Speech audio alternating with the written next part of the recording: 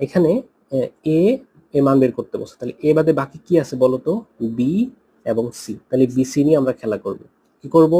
B যদি বাহু নেই তাহলে সি কোণ নিব, তাহলে কস সি কোণ নিলাম। এখানে সবসময় প্লাস। এবার হচ্ছে এটার উল্টাটা লিখবো, সি কোণ নিছি তো, তাহলে সি বাহু নিলাম, কস আর বিটাকে কোণে ফেলাই দিলাম, সি বাহু বিটাকে কোণে ফেলাই দিলাম। তদ্রুপভাবে এবার আমরা যদি বি নেই, তাহলে বি বাদে দেখো বি নিলাম, তাহলে বি বাদে বাকি কি আছে? এ আর সি। তাহলে এ আর সি কে নিয়ে আমরা খেলবো কিভাবে?